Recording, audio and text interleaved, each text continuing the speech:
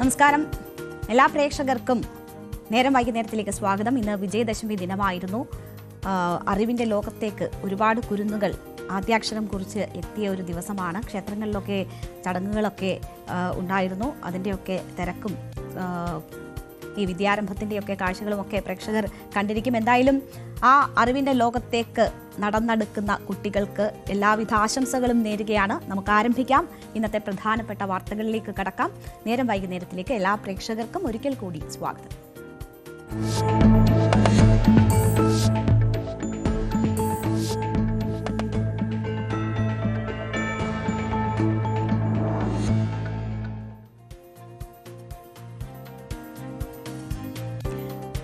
പാകിസ്ഥാനെതിരെ പ്രതിരോധ മന്ത്രി രാജ്നാഥ് സിംഗ് നൽകിയിട്ടുള്ള അതിശക്തമായ മുന്നറിയിപ്പിന്റെ വാർത്തകളുമായാണ് ഇന്ന് നമ്മൾ നേരം വൈകുന്നേരത്തിന്റെ ഫോക്കസ് വാർത്തകൾ ആരംഭിക്കുന്നത്. സർക്രീക്കിൽ പാക് സേനയുടെ ചില സേനാ വിന്യാസങ്ങൾ കാണുന്നു. അതിനെതിരെയാണ് ഇന്ത്യയുടെ ശക്തമായ മറുപടി വരുന്നത്. പാക് സൈന്യം അവിടെ സൗകര്യങ്ങൾ വർദ്ധിപ്പിക്കുകയാണ് എന്ന കാര്യം ശ്രദ്ധയിൽപ്പെട്ടിട്ടുണ്ട് എന്നത് പറഞ്ഞുകൊണ്ടാണ് പ്രതിരോധ മന്ത്രി പാകിസ്ഥാനി ശക്തമായ മുന്നറിയിപ്പ് നൽകുന്നത്. ഏതെങ്കിലും തരത്തിൽ അവിടെ നീക്കം ശക്തമാക്കുകയാണെങ്കിൽ കനത്ത തിരിച്ചടി നേരിടേണ്ടി വരും എന്ന മുന്നറിയിപ്പാണ് രാജ്നാഥ് സിംഗ് പാകിസ്ഥാന് നൽകുന്നത്. പാകിസ്ഥാനോട് രാജ്നാഥ് സിംഗ് പറയുന്ന വാക്കുകൾ കൂടി നമ്മൾ ശ്രദ്ധിക്കണം. ഏതെങ്കിലും തരത്തിലുള്ള സാഹസത്തിന് പാകിസ്ഥാൻ മുതിരുകയാണെങ്കിൽ വലിയ വില നൽകേണ്ടി വരും എന്നതാണ് ഒന്നാമത്തെ മുന്നറിയിപ്പ്. 78 വർഷങ്ങളായി, സ്വാതന്ത്ര്യത്തിന് ശേഷം 78 വർഷങ്ങളായി, അതിനിപ്പുറവും പാകിസ്ഥാൻ ആ മേഖലയിൽ അസ്വസ്ഥതകൾ സൃഷ്ടിക്കുകയാണ്. ഉഭയകക്ഷി സംവാദത്തിലൂടെ ആ പ്രശ്നം പരിഹരിക്കാനുള്ള നീക്കങ്ങൾ നടത്തിയതാണ്. പക്ഷേ അതിനൊന്നും പാകിസ്ഥാൻ വഴങ്ങിയിട്ടില്ല എന്നൊരു സാഹചര്യം ചൂണ്ടിക്കാട്ടുന്നു. പാക് സൈന്യം അവരുടെ സ്വാധീനം മേഖലയിൽ വർദ്ധിപ്പിക്കുകയാണ് എന്നത് മനസ്സിലാക്കുന്നു. സർക്രീക്കിൽ ഏതെങ്കിലും തരത്തിലുള്ള സാഹസത്തിന് മുതിർന്നാൽ പാകിസ്ഥാന്റെ ചരിത്രവും ഭൂമിശാസ്ത്രവും മാറും എന്ന ഒരു മുന്നറിയിപ്പാണ് ഇപ്പോൾ രാജ്നാഥ് സിംഗ് നൽകുന്നത്. അത് പാകിസ്ഥാനുള്ള വലിയ മുന്നറിയിപ്പായി വേണം നമ്മൾ കാണാൻ. പാകിസ്ഥാന്റെ ചരിത്രവും ഭൂമിശാസ്ത്രവും മാറ്റുന്ന തരത്തിലുള്ള തിരിച്ചടി ഇന്ത്യ ഉറപ്പാക്കും എന്ന മുന്നറിയിപ്പാണ് രാജ്നാഥ് സിംഗ് പാകിസ്ഥാന് നൽകുന്നത്. അദ്ദേഹത്തിന്റെ വാക്കുകൾ കേൾക്കാം. आजादी के 78 साल बीत जाने के बावजूद सरक्रीक इलाके में सीमा को लेकर एक विवाद खड़ा किया जाता है। भारत ने कई बार बातचीत के रास्ते इसका समाधान करने का प्रयास किया है, मगर पाकिस्तान की नीयत में खोट है, उसकी नीयत साफ नहीं है। जिस तरह से हाल में पाकिस्तान की फौज ने सरक्रीक के सटे इलाकों में अपना मिलिट्री इंफ्रास्ट्रक्चर बढ़ाया है, वह उसकी नीयत बताता है। साथियों, भारत की सीमाओं की रक्षा भारतीय सेनाएं और बॉर्डर सिक्योरिटी फोर्स मिलकर मुस्तैदी से कर रही हैं। अगर सरक्रीक इलाके में पाकिस्तान की ओर से कोई भी हिमाकत की गई तो उसे ऐसा करारा जवाब मिलेगा कि इतिहास और भूगोल दोनों बदल जाएंगे मेरे साथियों। और 1965 की जंग में भारत की सेना ने लाहौर तक पहुंचने का सामर्थ्य भी दिखाया। आज 2025 में पाकिस्तान को याद रखना चाहिए कि कराची का एक रास्ता क्रीक से ही होकर गुजरता है. ഇതാണ് പാകിസ്ഥാന് പ്രതിരോധ മന്ത്രി നൽകുന്ന മുന്നറിയിപ്പ്. 1965 ലാഹോറിലെത്താനുള്ള ഇന്ത്യൻ സൈന്യത്തിന്റെ ശേഷി എന്താണ് എന്നത് പാകിസ്ഥാൻ മനസ്സിലാക്കിയിട്ടുണ്ടല്ലോ എന്നത് പ്രതിരോധ മന്ത്രി സൂചിപ്പിക്കുകയാണ്.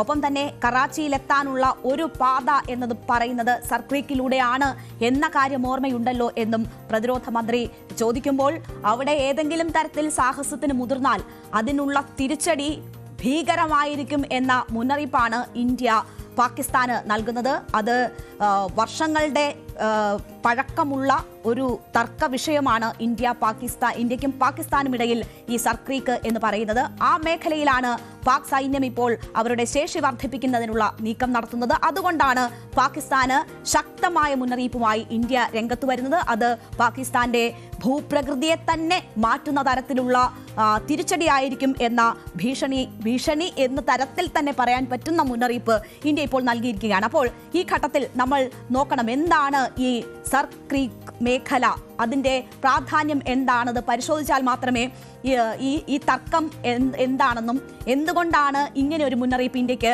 നൽകേണ്ടി വരുന്നത് എന്നതും നമുക്ക് മനസ്സിലാകുകയുള്ളൂ.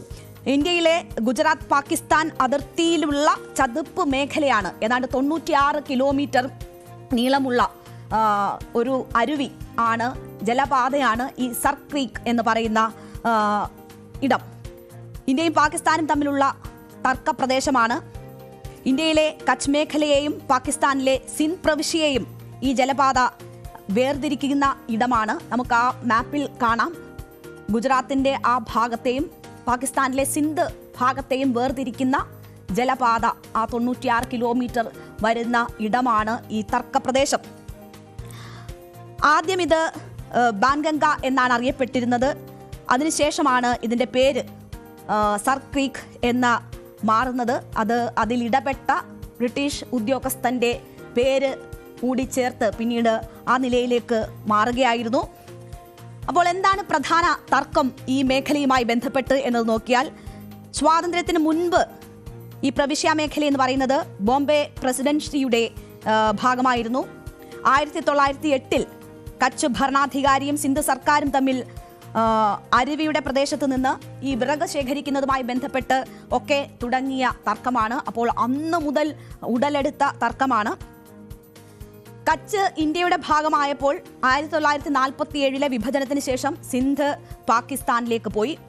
കച്ച് റാവുവും സിന്ധ് പ്രവിശ്യ സർക്കാരും തമ്മിൽ ഒപ്പുവെച്ച 1914 ബോംബെ ഗവൺമെന്റ് പ്രമേയം അനുസരിച്ച് അരുവി മുഴുവൻ തങ്ങളുടെ പ്രദേശത്തിന്റെ ഭാഗമായി പാകിസ്ഥാൻ അവകാശപ്പെടുന്നുണ്ട്.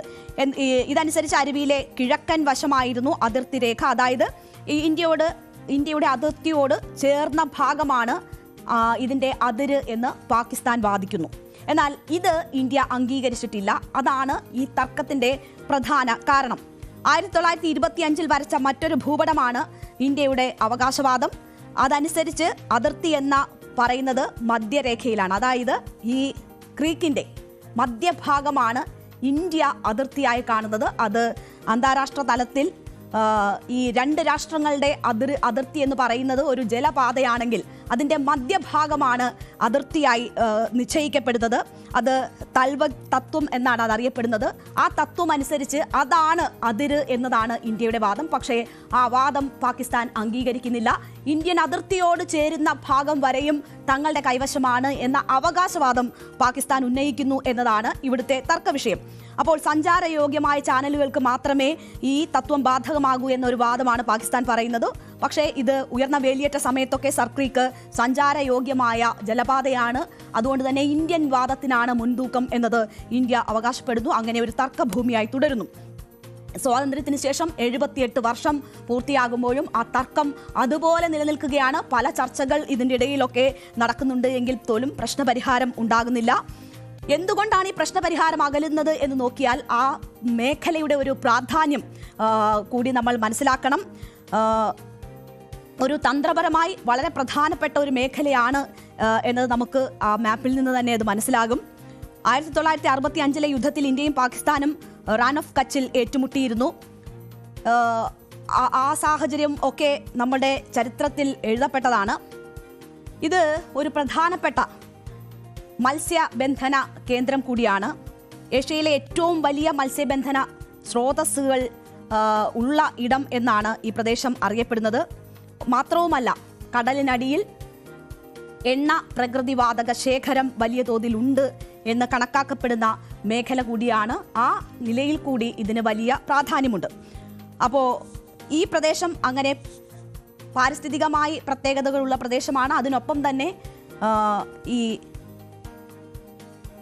എണ്ണ പ്രകൃതിവാതക നിക്ഷേപം ഉള്ള ഇടമാണ്. പക്ഷേ അതൊന്നും ഇതുവരെ പര്യവേഷണം ചെയ്യപ്പെട്ടിട്ടില്ലാത്ത ഒരു സാഹചര്യമുണ്ട്. അതിൻ്റെ സാധ്യതകൾ പ്രയോജനപ്പെടുത്താം എന്ന പ്രതീക്ഷകൾ ആ പ്രദേശത്തെ സംബന്ധിച്ചുണ്ട്. അപ്പോൾ അത് ഈ മേഖലയുടെ പ്രാധാന്യം വലിയ രീതിയിൽ വർദ്ധിപ്പിക്കുന്ന ഒരു കാര്യമാണ്. 1965 യുദ്ധത്തിന് ശേഷം അന്നത്തെ ബ്രിട്ടീഷ് പ്രധാനമന്ത്രിയായിരുന്ന ഹാരോൾഡ് വിൽസൺ ഇടപെട്ട് തർക്കം പരിഹരിക്കാനായി ചില ശ്രമങ്ങൾ ഉണ്ടായിരുന്നു. പിന്നീട് 1999 സർ ക്രീക്ക് പ്രദേശത്തിന് മുകളിലൂടെ പറക്കുകയായിരുന്ന പാകിസ്ഥാൻ നാവികസേനയുടെ നിരീക്ഷണ വിമാനം ഇന്ത്യ വെടിവെച്ചിട്ടു. അത് വലിയ സംഘർഷഭരിതമായ സാഹചര്യങ്ങളിലേക്ക് കാര്യങ്ങൾ എത്തിക്കുകയൊക്കെ ചെയ്ത സാഹചര്യമുണ്ട്. 2005-നും 2007-നും ഇടയിൽ പ്രദേശത്ത് സംയുക്ത സർവേകൾ നടന്നിട്ടുണ്ട്. അങ്ങനെ ദീർഘകാലമായി നിലനിൽക്കുന്ന പ്രശ്നത്തിൽ ഒരു എല്ലാവർക്കും സ്വീകാര്യമായ ഒരു പരിഹാരം കണ്ടെത്തുക എന്നത് വളരെ പ്രധാനപ്പെട്ടതാണ്. പക്ഷേ അതിലേക്ക് കാര്യങ്ങൾ എത്തിയിട്ടില്ല എന്നതാണ് സാഹചര്യം. അവിടെയാണ് പാകിസ്ഥാൻ ഇപ്പോൾ ഒരു വലിയ പ്രകോപനം സൃഷ്ടിക്കാനുള്ള നീക്കം നടക്കുന്നത്. അവിടെയാണ് വലിയ ശക്തമായ മുന്നറിയിപ്പുമായി രാജ്നാഥ് സിംഗ് രംഗത്ത് വരുന്നത് എന്നതുകൂടി നമ്മൾ കാണണം. ഈ മേഖലയിൽ പാകിസ്ഥാൻ കൂടുതൽ സൈന്യത്തെ വിന്യസിക്കുന്നു എന്നതാണ് പ്രതിരോധ മന്ത്രി രാജ്നാഥ് സിംഗ് ചൂണ്ടിക്കാണിക്കുന്നത്. ഈ സൈനിക വിന്യാസം എന്നത് നമുക്കറിയാം, ഏതെങ്കിലും തരത്തിലുള്ള ഒരു നീക്കത്തിന് മുന്നോടിയായി നടക്കുന്നതാണ്. സൈനികമായിട്ട് അവിടെ ശേഷി വർദ്ധിപ്പിക്കാനുള്ള നീക്കം. അത് മുന്നിൽ കണ്ടുകൊണ്ടാണ് ഇന്ത്യ കനത്ത ഭാഷയിൽ ശക്തമായ മുന്നറിയിപ്പുമായി അതിനെതിരെ രംഗത്ത് വരുന്നത്. ഈ ഇന്ത്യ സമാധാന ചർച്ചയ്ക്ക് തയ്യാറായപ്പോഴെല്ലാം പാകിസ്ഥാൻ അത് അവഗണിക്കുകയും പ്രകോപനം തുടരുകയും ചെയ്ത സാഹചര്യമാണ് ഈ മേഖലയുമായി ബന്ധപ്പെട്ട് ഇതിന്റെ ചരിത്രം പരിശോധിച്ചാൽ നമുക്ക് കാണാൻ കഴിയുന്നത്. അപ്പോൾ സർക്രീക്ക് വഴി കറാച്ചിയിലേക്ക് പോകാമെന്നും രാജ്നാഥ് സിംഗ് ഒരു ഭീഷണി മുഴക്കുന്ന സാഹചര്യം നമ്മൾ കാണണം. 1965-ൽ ഇന്ത്യൻ സൈന്യം കറാച്ചിയിലേക്ക് എത്തിയിരുന്നു. 2025-ലും അവിടെ എത്താൻ പ്രയാസമൊന്നും ഉണ്ടാകില്ല എന്ന കാര്യം കൂടിയാണ് രാജ്നാഥ് സിംഗ് സൂചിപ്പിക്കുന്നത്. നമുക്കറിയാം, ഓപ്പറേഷൻ സിന്ദൂർ, അതിൽ ഇന്ത്യയുടെ പരമാധികാരത്തെ വെല്ലുവിളിക്കുന്ന ശക്തികൾ എവിടെ ഒളിച്ചിരുന്നാലും അവരെ ഇല്ലാതാക്കുമെന്ന് ഇന്ത്യൻ സൈന്യം തെളിയിച്ചതാണ് എന്നത് രാജ്നാഥ് സിംഗ് ഒന്നുകൂടി പാകിസ്ഥാനെ ഓർമ്മിപ്പിക്കുകയാണ്. ലേ മുതൽ കച്ച് വരെയുള്ള മേഖലയിൽ പാകിസ്ഥാൻ നടത്തിയ ആക്രമണം നമ്മൾ കണ്ടതാണ്. അതിനെയെല്ലാം ആകാശത്ത് വെച്ച് തന്നെ നിഷ്പ്രഭമാക്കാൻ ഇന്ത്യക്ക് കഴിഞ്ഞു എന്ന സാഹചര്യം നമ്മൾ കണ്ടതാണ്. ആ കാര്യങ്ങൾ കൂടി രാജ്നാഥ് സിംഗ് പാകിസ്ഥാനെ ഓർമ്മപ്പെടുത്തുന്നുണ്ട്. ഇന്ത്യയുടെ വ്യോമ പ്രതിരോധ സംവിധാനം പാകിസ്ഥാൻ അയച്ച ആയുധങ്ങളെ ആകാശത്ത് വെച്ച് തന്നെ നിഷ്പ്രഭമാക്കിയപ്പോൾ പാകിസ്ഥാന്റെ വ്യോമ പ്രതിരോധ സംവിധാനങ്ങൾ തകർക്കാൻ ഇന്ത്യക്ക് കഴിഞ്ഞു എന്ന സാഹചര്യം കൂടി ഇവിടെ മുന്നിലുണ്ട്. ഈ അവസ്ഥയൊക്കെ ഇതുപോലെ നിലനിൽക്കുമ്പോഴാണ് മാസങ്ങൾ മാത്രം പിന്നിടുമ്പോൾ സർക്രീക്കിൽ പുതിയ പ്രകോപനം പാകിസ്ഥാന്റെ ഭാഗത്തു നിന്നും ഉണ്ടാകുന്നത്. അവിടെ സൈനിക ശക്തി വർദ്ധിപ്പിക്കാനുള്ള നീക്കം പാകിസ്ഥാന്റെ ഭാഗത്തു നിന്നും ഉണ്ടാകുന്നത്. അവിടെയാണ് ശക്തമായ മുന്നറിയിപ്പുമായി ഇന്ത്യ വരുന്നത്. ഓപ്പറേഷൻ സിന്ദൂർ ഓർമ്മിപ്പിച്ചുകൊണ്ട് കൂടുതൽ പ്രകോപനത്തിന് മുതിർന്നാൽ അത് പാകിസ്ഥാന്റെ ഭൂപ്രകൃതിയെ തന്നെ മാറ്റിക്കളയും എന്ന മുന്നറിയിപ്പ് ഇന്ത്യ നൽകുന്നത്. ഒരു കാര്യം കൂടി പ്രതിരോധ മന്ത്രി പറയുന്നു. ഓപ്പറേഷൻ സിന്ദൂർ എന്നത് അത് ഭീകര കേന്ദ്രങ്ങൾ മാത്രം ലക്ഷ്യമിട്ട് നടത്തിയ ആക്രമണമാണ് എന്നത് പാകിസ്ഥാൻ ഓർക്കണം. അത് ഭീകരർക്കെതിരായ ആക്രമണമായിരുന്നു. അതിന് അങ്ങനെ ഒരു ലിമിറ്റഡ് ആയിട്ടുള്ള ഒരു ലക്ഷ്യമായിരുന്നു ഉണ്ടായിരുന്നതെങ്കിൽ ഇവിടെ അതല്ല ഉണ്ടാകുന്നത് എന്ന മുന്നറിയിപ്പ് കൂടിയാണ് പ്രതിരോധ മന്ത്രി നൽകുന്നത്.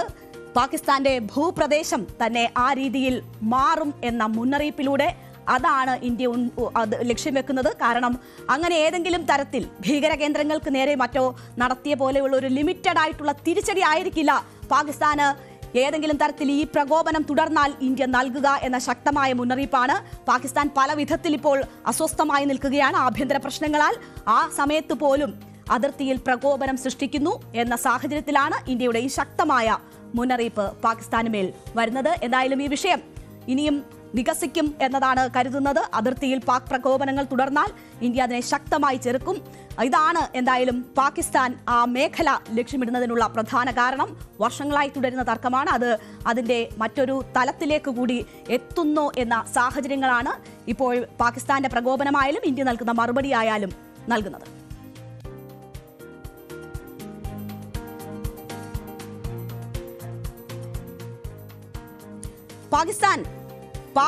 പാകിസ്ഥാൻ അധിനിവേശപ്പെടുത്തി വെച്ചിരിക്കുന്ന കശ്മീർ ഭാഗത്ത് വലിയ രീതിയിലുള്ള ഏറ്റുമുട്ടലുകൾ നടക്കുകയാണ്.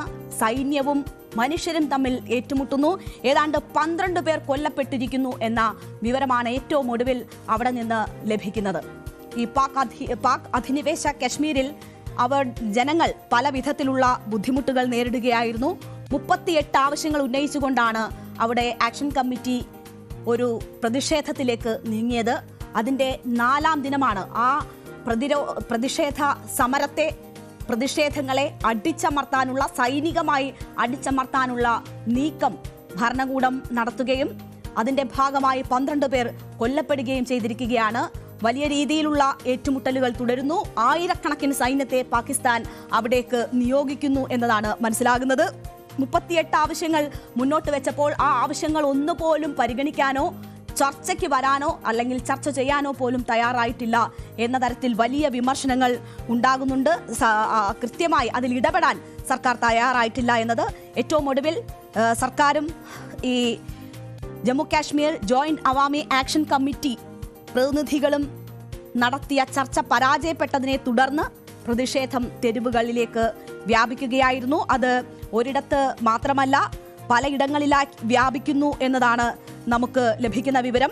മുസഫറാബാദിന് പുറമെ രാവലക്കോട്ട്, നീലംവാലി, കോഡ്ലി എന്നിവിടങ്ങളിലേക്കും ഈ അക്രമം വ്യാപിക്കുന്നു എന്ന വിവരങ്ങൾ അവിടെ നിന്ന് വന്നുകൊണ്ടിരിക്കുകയാണ്. ഈ സർക്കാർ ഉദ്യോഗസ്ഥർക്കുള്ള പ്രത്യേക അലവൻസുകൾ അവസാനിപ്പിക്കുക, പാകിസ്ഥാനിലെ മറ്റു ഭാഗങ്ങളിലെ സബ്സിഡികൾ പോലെ വില കുറച്ചുകൊണ്ട് വൈദ്യുതിയും ഗോതമ്പും ഈ അവശ്യ സാധനങ്ങളും ലഭ്യമാക്കുക തുടങ്ങിയവയാണ് പ്രധാനമായും ഇവർ മുന്നോട്ട് വെച്ചിരുന്നത്. അവാമി ആക്ഷൻ കമ്മിറ്റി മുന്നോട്ട് വെച്ചിരുന്ന ആവശ്യങ്ങൾ. വലിയ വിലക്കയറ്റത്താൽ ജനങ്ങൾ പൊറുതിമുട്ടുകയാണ്. അവശ്യ സാധനങ്ങൾ ലഭ്യമല്ലാത്ത സാഹചര്യം അവരെ സംബന്ധിച്ചുണ്ട്. ഇലക്ട്രിസിറ്റിയൊക്കെ പൊള്ളുന്ന ഫീസാണ് ഏർപ്പെടുത്തിയിരിക്കുന്നത്. അപ്പോൾ അങ്ങനെ ജനങ്ങൾ നിരന്തരമായി നേരിടുന്ന ഒരുപാട് പ്രശ്നങ്ങൾ ചൂണ്ടിക്കാട്ടിയാണ് അവർ ഇപ്പോൾ ഈ പ്രതിഷേധത്തിലേക്ക് വന്നത്. 38 പ്രധാന ആവശ്യങ്ങൾ അവർ മുന്നോട്ട് വെച്ചിരുന്നു. പക്ഷേ ഇതിലൊന്നും പോലും ഇടപെടാനോ പ്രശ്നപരിഹാരത്തിനുള്ള നീക്കമോ ഒന്നുമില്ലാത്ത സാഹചര്യത്തിലാണ് അവർ വ്യാപക പ്രതിഷേധങ്ങളിലേക്ക് നീങ്ങുകയും ആ പ്രതിഷേധങ്ങളെ അടിച്ചമർത്താൻ പാക് സൈന്യത്തെ അവിടെ വ്യാപകമായി വിന്യസിക്കുകയും ചെയ്തിരിക്കുന്നത്. വലിയ അക്രമ സംഭവങ്ങൾ റിപ്പോർട്ട് ചെയ്തിട്ടുണ്ട്. 12 പേരുടെ മരണവും അവിടെ നിന്ന് റിപ്പോർട്ട് ചെയ്യുന്നു. മുസഫറാബാദിൽ 5 പ്രതിഷേധക്കാരും, ധീർകോട്ടിൽ 5 പേരും, ദദ്യാലിൽ 2 പേരും വെടിയേറ്റ് മരിച്ചു എന്ന വിവരമുണ്ട്. ഏതാണ്ട് 200 പേർ വലിയ രീതിയിൽ പരിക്കേറ്റിട്ടുണ്ട് എന്ന വിവരം വരുന്നുണ്ട്. ഈ പോലീസ് ഉദ്യോഗസ്ഥർ ഉൾപ്പെടെ കൊല്ലപ്പെട്ടിട്ടുണ്ട് എന്ന വിവരം വരുന്നു. അവിടെ ഇന്റർനെറ്റൊക്കെ നിരോധിച്ചിരിക്കുന്ന സാഹചര്യമാണ്. വിപണികൾ, കടകൾ, വ്യാപാര സ്ഥാപനങ്ങളൊക്കെ അടഞ്ഞുകിടക്കുന്നു. പ്രതിഷേധം തടയാൻ വേണ്ടിയാണ് ഇപ്പോൾ മൊബൈൽ ഇന്റർനെറ്റ് സേവനങ്ങൾ പൂർണ്ണമായും തടഞ്ഞിരിക്കുന്നത് എന്ന വിവരമാണ് വരുന്നത്. നമ്മൾ നേപ്പാളിലും മറ്റുമൊക്കെ കണ്ട പോലെ ഒരു ജെൻസി പ്രക്ഷോഭത്തിൻ്റെ രൂപവും ഭാവവുമുള്ള പ്രതിഷേധം എന്ന് തന്നെ വേണമെങ്കിൽ പറയാം. വലിയ ജനകീയ പ്രതിഷേധമായി തന്നെ അത് മാറുന്നതാണ് കാണുന്നത്. ഈ പാക് അധിനിവേശ കാശ്മീരിൽ ഇപ്പോൾ നടക്കുന്ന ഈ ജനകീയ പ്രതിഷേധം അത് അവാമി ആക്ഷൻ കമ്മിറ്റിയുടെ നേതൃത്വത്തിൽ നടക്കുന്നതാണ്. ഈ അവാമി ആക്ഷൻ കമ്മിറ്റിയുടെ മുതിർന്ന നേതാവായ ഷൗക്കത്ത് നവാസ് മിർ മാധ്യമങ്ങളോട് പറഞ്ഞിട്ടുള്ളത്, മാധ്യമങ്ങൾ അദ്ദേഹത്തിൻ്റെതായി റിപ്പോർട്ട് ചെയ്യപ്പെടുന്ന പ്രതികരണങ്ങൾ, പാകിസ്ഥാൻ സൈന്യത്തെയും സർക്കാരിനെയും ആളുകളെ, സാധാരണക്കാരെ കൊല്ലുന്ന സംവിധാനമായിട്ടാണ് ഈ നവാസ് മിർ പറഞ്ഞിരിക്കുന്നത്. സാധാരണക്കാരെ, അവർ പ്രതിനിധീകരിക്കുന്ന ജനങ്ങളെ തന്നെ അകാരണമായി കൊന്നൊടുക്കുകയാണ് ആ ഭരണ സംവിധാനം എന്നത് അവാമി മിർ ആരോപിക്കുന്നു. ഈ പ്രദേശം സ്വതന്ത്രമല്ല, പതിറ്റാണ്ടുകളുടെ ചൂഷണവും അടിച്ചമർത്തലുമാണ് അവിടെ നടക്കുന്നത് എന്ന കാര്യം ഈ നവാസ് മിർ ആരോപിക്കുകയാണ്. അങ്ങനെ ജനങ്ങൾ നേരിടുന്ന അവരുടെ പ്രശ്നങ്ങൾ, അതാണ് ഇത്തരമൊരു സമരത്തിലേക്ക് തങ്ങളെ നയിച്ചത്, ജനകീയ പ്രക്ഷോഭത്തിലേക്ക് തങ്ങളെ നയിച്ചത് എന്ന് അവർ പറയുന്നു. നമുക്ക് ദൃശ്യങ്ങളിൽ കാണാം, ആയുധധാരികൾ സാധാരണക്കാരായ മനുഷ്യരെ, പ്രതിഷേധിക്കുന്ന മനുഷ്യരെ നേരിടുന്ന രീതിയാണ് നമ്മൾ കാണുന്നത്. ഇതൊരു വ്യക്തിക്കെതിരെ അല്ല, ഏതെങ്കിലും ഒരു വ്യക്തിക്കെതിരായ പ്രതിഷേധമല്ല ഇവിടെ നടക്കുന്നത്. കുത്തഴിഞ്ഞ സിസ്റ്റത്തിനെതിരെയുള്ള പ്രതിഷേധമാണ് എന്നതാണ് ഈ ആക്ഷൻ കൗൺസിൽ പറയുന്നത്. അഴിമതി വലിയ ശക്തമാണ്. ഒപ്പം തന്നെ രാഷ്ട്രീയമായും ഭരണഘടനാപരമായുമുള്ള അവകാശങ്ങളൊക്കെ നിഷേധിക്കപ്പെടുന്ന സാഹചര്യമാണ്. അങ്ങനെ മനുഷ്യാവകാശങ്ങൾ പോലും ലംഘിക്കപ്പെടുന്ന സാഹചര്യത്തിലാണ് ഈ ഒരു പ്രതിഷേധത്തിലേക്ക് എത്തപ്പെട്ടിരിക്കുന്നത് എന്നതാണ് നവാസ് മിർ ഉൾപ്പെടെയുള്ളവർ ചൂണ്ടിക്കാട്ടുന്നത്.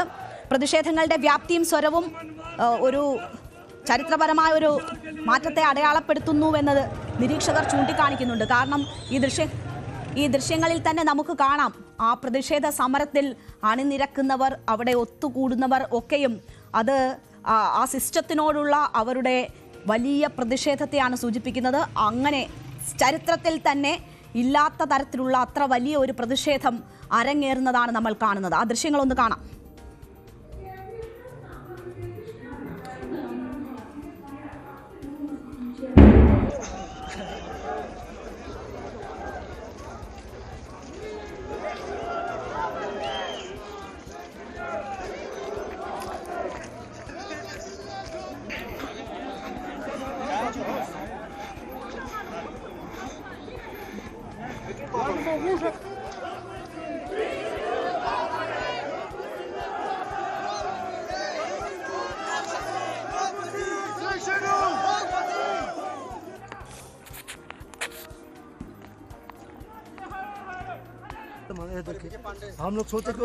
പാകിസ്ഥാൻ മാധ്യമങ്ങളൊക്കെ എന്താണ് അവിടെ സംഭവിക്കുന്നത് എന്നതിന്റെ പൂർണ്ണ വിവരങ്ങൾ നൽകുന്നില്ല. ഈ വിഷയം തന്നെ അടിച്ചമർത്താനുള്ള തരത്തിലുള്ള വാർത്തകൾ മാത്രമാണ് അവർ പുറത്തേക്ക് വിടുന്നത് എന്നൊരു സാഹചര്യമുണ്ട്. അതേസമയം ഈ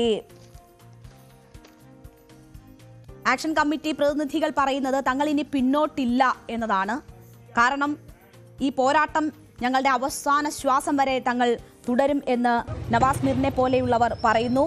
ഇനി നിശബ്ദരാകാൻ കഴിയില്ല. പാക് അധീന കാശ്മീരിലെ ജനങ്ങൾ ഇനി അടിച്ചമർത്തലിന് നിന്നുകൊടുക്കില്ല എന്ന ഒരു സന്ദേശവും കൂടിയാണ് ഈ അവാമി ആക്ഷൻ കമ്മിറ്റിയുടെ പ്രതിനിധികൾ നൽകുന്നത്. കാരണം ഇനി ഒരിക്കലും ഈ സമരത്തിൽ നിന്ന് പിന്നോട്ട് പോയാൽ തങ്ങൾക്ക് നിലനിൽപ്പില്ല എന്നതുകൂടി അവാമി ആക്ഷൻ കമ്മിറ്റി വ്യക്തമാക്കുകയാണ്. അതുകൊണ്ട് തന്നെ ഇനി എന്ത് വില കൊടുക്കേണ്ടി വന്നാലും ഈ പ്രതിഷേധവുമായി മുന്നോട്ട് പോകുമെന്ന് പറയുന്നു അവർ. പക്ഷേ ഇന്ത്യയെ പഴിക്കാനാണ് പാകിസ്ഥാൻ നിയമിച്ച POK പ്രധാനമന്ത്രി ശ്രമിക്കുന്നത്. ഈ സാഹചര്യത്തിൽ നിന്ന് നമ്മൾ കാണണം, ചൗധരി അൻവർ ഉൽ ഹക്ക് ഇന്ത്യക്കെതിരെ പരോക്ഷ വിമർശനവുമായി രംഗത്തെത്തി. POK പ്രധാനമന്ത്രി പറയുന്നത് ജനങ്ങളുടെ ആവശ്യങ്ങളിൽ നിന്ന് ശ്രദ്ധ തിരിക്കാൻ ബോധപൂർവമായ ശ്രമം നടക്കുന്നുണ്ട്. കശ്മീർ അവിടെ ആ പ്രദേശത്ത് പാക് അധിനിവേശ കശ്മീരാണ്. പാകിസ്ഥാൻ പറയുന്നത് ആ പ്രദേശത്ത് സംഘർഷം എന്നത് ഞങ്ങൾ ആഗ്രഹിക്കുന്നതല്ല, ശത്രുവിന് അതിൽ നിന്ന് പ്രയോജനം ലഭിക്കാൻ ഞങ്ങൾ ആഗ്രഹിക്കുന്നില്ല എന്ന് പറയുന്നു. ഇന്ത്യയെ പരോക്ഷമായി ലക്ഷ്യമിട്ടുകൊണ്ടാണ് POK പ്രധാനമന്ത്രി ഇത്തരം ഒരു പ്രസ്താവന നടത്തുന്നത്. ചൗധരി അൻവർ ഉൽ ഹക്കാണ് ഇന്ത്യക്കെതിരെ ഈ പരോക്ഷ വിമർശനവുമായി രംഗത്തെത്തുന്നത്. പ്രതിഷേധക്കാരുടെ ഭൂരിഭാഗം ആവശ്യങ്ങളും അംഗീകരിച്ചിട്ടുണ്ട്. പ്രക്ഷോഭങ്ങൾ ഫലം കാണില്ല എന്നതാണ് ഈ ഉൽ ഹക്ക് അവകാശപ്പെടുന്നത്. POK പ്രതിഷേധങ്ങൾ ഇന്ത്യക്ക് പ്രയോജനം ചെയ്യുമെന്ന അടിസ്ഥാനരഹിതമായ അവകാശവാദങ്ങൾ പാകിസ്ഥാൻ മാധ്യമങ്ങളും ഉദ്ധരിക്കുന്നുണ്ട്. അത് ഈ POK പ്രധാനമന്ത്രി ഉദ്ധരിച്ചും അല്ലാതെയും ഒക്കെയായി നിരീക്ഷണങ്ങളായും പാക് മാധ്യമങ്ങളും അത്തരം വാർത്തകൾ നൽകുന്നു. അപ്പോൾ ഇന്ത്യയെ പരോക്ഷമായി സൂചിപ്പിച്ചുകൊണ്ടാണ് അവർക്ക് സഹായം ചെയ്യുന്ന തരത്തിലുള്ളൊരു നീക്കം ഞങ്ങളുടെ ഭാഗത്തു നിന്നും ഉണ്ടാകില്ല എന്ന് സൂചിപ്പിക്കാൻ വേണ്ടി നടത്തുന്ന ശ്രമങ്ങൾ. വളരെ പഴയതും വളരെ ക്ഷണികവുമായ ഒരു പുസ്തകത്തിലെ ഏറ്റവും പുതിയ അധ്യായമാണ് ഇപ്പോൾ നടന്നുകൊണ്ടിരിക്കുന്നത് എന്നൊക്കെ തരത്തിലുള്ള നിരീക്ഷണങ്ങളാണ് പാക് മാധ്യമങ്ങൾ ഇപ്പോൾ മുന്നോട്ട് വച്ചിരിക്കുന്നത്. എന്തായാലും വലിയ രീതിയിലുള്ള ബലപ്രയോഗവും അടിച്ചമർത്തലും ഒക്കെ അവിടെ നടന്നു വരികയാണ്. ആ അടിച്ചമർത്തലും സൈന്യത്തെ ഉപയോഗിച്ച് അത് ഇല്ലായ്മ ചെയ്യാനുള്ള ശ്രമങ്ങളും നടക്കുമ്പോൾ പോലും പ്രതിഷേധങ്ങൾ അത് കൂടുതൽ കടുക്കുന്നു എന്ന് വേണം അവിടെ നിന്നും വരുന്ന വിവരങ്ങളിൽ നിന്ന് നമ്മൾ മനസ്സിലാക്കാൻ. സൈനിക ഉദ്യോഗസ്ഥരെ പ്രക്ഷോഭകർ ആക്രമിക്കുന്നതുൾപ്പെടെ നിരവധി ദൃശ്യങ്ങൾ സമൂഹ മാധ്യമങ്ങളിൽ ഉൾപ്പെടെ വ്യാപകമായി പ്രചരിക്കുകയാണ്. എന്താണ് അവിടെ നടക്കുന്നത് എന്നതിൻ്റെ പൂർണ്ണ തോതിലുള്ള വിവരം ലഭ്യമല്ല എങ്കിലും അതിശക്തമായ പ്രതിഷേധം അവിടെ അരങ്ങേറിക്കൊണ്ടിരിക്കുകയാണ് എന്നതാണ് മനസ്സിലാക്കുന്നത്. ഒപ്പം അന്താരാഷ്ട്ര സമൂഹത്തിന് മുന്നിലേക്ക് കൂടി ഈ വിഷയങ്ങൾ എത്തിക്കാനുള്ള ശ്രമങ്ങളും ഈ അവാമി ആക്ഷൻ കമ്മിറ്റിയുടെ നേതൃത്വത്തിൽ നടക്കുന്നുണ്ട്. ഒപ്പം തന്നെ യുണൈറ്റഡ് കശ്മീർ പീപ്പിൾസ് നാഷണൽ പാർട്ടിയുടെ വക്താവ് നാസിർ അസീസ് ഖാൻ വിഷയത്തിൽ അടിയന്തരമായി ഐക്യരാഷ്ട്രസഭ ഇടപെടണം എന്ന ഒരാവശ്യം മുന്നോട്ട് വെച്ചിരിക്കുകയാണ്. അന്താരാഷ്ട്ര സമൂഹത്തോടും ഈ ഒരു അഭ്യർത്ഥന മുന്നോട്ട് വെക്കുന്നു. ജനീവയിൽ നടന്ന UN മനുഷ്യാവകാശ കൗൺസിലിന്റെ 60ാം സെഷനിൽ സംസാരിക്കവെയാണ് ഈ വിഷയത്തിൽ UN ഇടപെടൽ ഉണ്ടാകണം എന്ന ഒരാവശ്യം ഇവർ മുന്നോട്ട് വെക്കുന്നത്. എന്തായാലും നമുക്ക് അറിയാം, പാക് അധിനിവേശ കശ്മീർ അസ്വസ്ഥമായിരിക്കുകയാണ്. അവിടുത്തെ ജനങ്ങളെ സൈന്യത്തെ ഉപയോഗിച്ച് അടിച്ചമർത്താനുള്ള ശ്രമങ്ങളാണ് അവിടെ നടന്നുകൊണ്ടിരിക്കുന്നത്. ആയിരക്കണക്കിന് സൈന്യത്തെ അവിടേക്ക് അതിനായി നിയോഗിച്ചുകൊണ്ടിരിക്കുന്നു എന്നതാണ് മനസ്സിലാകുന്നത്. അഴിമതിയും സ്വജന പക്ഷപാതവും ഒപ്പം തന്നെ ജീവിക്കാൻ ഉതകുന്ന യാതൊരു സാഹചര്യങ്ങളുമില്ലാതെ മനുഷ്യാവകാശങ്ങൾ പോലും സംരക്ഷിക്കപ്പെടാതെ കഴിയുന്ന മനുഷ്യരാണ് ഈ പ്രക്ഷോഭത്തിലേക്ക് വന്നത്. അവരോട് ചർച്ച നടത്താനോ അവരുടെ അടിസ്ഥാന പ്രശ്നങ്ങൾ എന്താണ് എന്നത് മനസ്സിലാക്കാനോ അത് പരിഹരിക്കാനോ അല്ല, ആ പ്രതിഷേധത്തെ ആകെ അടിച്ചമർത്താനും അവരെ തന്നെ കൊന്നു തല്ലാനുമുള്ള നീക്കങ്ങളാണ് പാകിസ്ഥാൻ സൈന്യത്തിന്റെ നേതൃത്വത്തിൽ അവിടെ നടന്നു വരുന്നത്. പക്ഷേ അതിന് മുന്നിൽ മുട്ടുമടക്കില്ല എന്നതാണ് ഈ അവാമി ആക്ഷൻ കമ്മിറ്റി ഉൾപ്പെടെ സൂചിപ്പിക്കുന്നത്. പ്രക്ഷോഭം കൂടുതൽ ശക്തമാക്കാനും ഈ എല്ലാ വിധത്തിലും അതിനെ അടിച്ചമർത്താനും ഉള്ള ശ്രമം നടക്കുമ്പോഴും റാലി ഉൾപ്പെടെ നടത്തിക്കൊണ്ട് മുന്നോട്ട് പോകാനുമാണ് പ്രക്ഷോഭകർ തയ്യാറെടുക്കുന്നത്. ഇതൊരു ചരിത്രപരമായ മാറ്റത്തിന്റെ ഘട്ടം എന്ന നിലയിൽ ഈ സാഹചര്യത്തെ നിരീക്ഷകർ നോക്കിക്കാണുകയാണ്. എന്താകും അവിടെ സംഭവിക്കുക എന്നത് നമുക്ക് കാത്തിരുന്ന് തന്നെ കാണാം. എന്തായാലും ഒട്ടും ശുഭകരമായ കാര്യങ്ങളല്ല പാകിസ്ഥാനെ സംബന്ധിച്ച് അവിടെ നടന്നുകൊണ്ടിരിക്കുന്നത്. ഒരിടവേളയ്ക്ക് ശേഷം നമുക്ക് മറ്റ് ഫോക്കസ് വാർത്തകളിലേക്ക് തിരിച്ചെത്താം.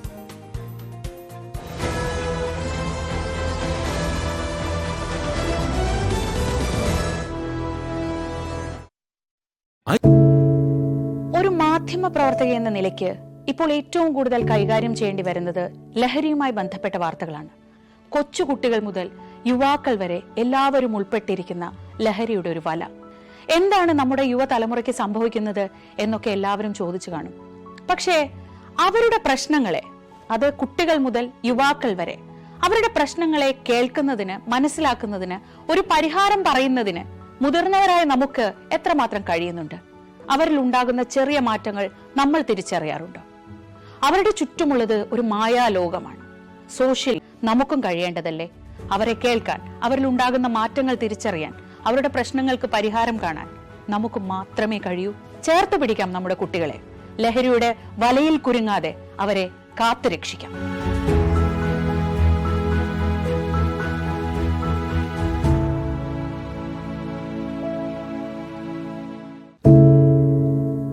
എന്തുപറ്റി നമ്മുടെ നാടിന് എന്ന് ചോദിച്ചു പോകുന്ന കാര്യങ്ങളാണ് ഇപ്പോൾ സംഭവിക്കുന്നത്. എന്തൊക്കെയാണ് നമ്മുടെ യുവതലമുറ തെരുവുകളിൽ കാട്ടിക്കൂട്ടുന്നത്? കൊല്ലാൻ പോലും മടികാട്ടാത്ത ഇവർ സ്വബോധത്താൽ ഇങ്ങനെയൊന്നും ചെയ്യില്ല. നാടിന്റെ അഭിമാനമായി വളരേണ്ട യുവത്വത്തെ ഇങ്ങനെ പോകാൻ അനുവദിച്ചുകൂടാ. നമ്മൾ ഓരോരുത്തരും മാതാപിതാക്കൾ കൂടിയാണ്. നേർവഴിക്ക് നടത്താൻ, തെറ്റുകൾ പറഞ്ഞു മനസ്സിലാക്കാൻ നമുക്ക് കഴിയണം. ഇപ്പോഴത്തെ അക്രമ സംഭവങ്ങളിൽ 99% ലഹരിയുടെ, പ്രത്യേകിച്ച് ഗുരുതരമായ ആരോഗ്യ പ്രശ്നങ്ങളിലേക്ക് കൊണ്ടുവന്നെത്തിക്കുന്ന ഡ്രഗ്സിന്റെ ഉപയോഗമുണ്ടെന്ന് മനസ്സിലാക്കിയിട്ടുണ്ട്. ഇത് നിസ്സാരമല്ല. കണ്ടില്ലെന്ന് നടിക്കാൻ ആർക്കുമാവില്ല. ജീവിതം ഒട്ടേറെ ബാക്കിയുണ്ടെന്ന് യുവതലമുറ മനസ്സിലാക്കണം. സ്നേഹിക്കാൻ, സർഗാത്മകത, ലഹരിയുടെ സഹായമില്ലാതെ വളർത്താൻ അവർക്ക് കഴിയണം. നിയമത്തിന്റെ ശക്തി അവരെ ബോധ്യപ്പെടുത്തണം. Say no to drugs, a big yes to life.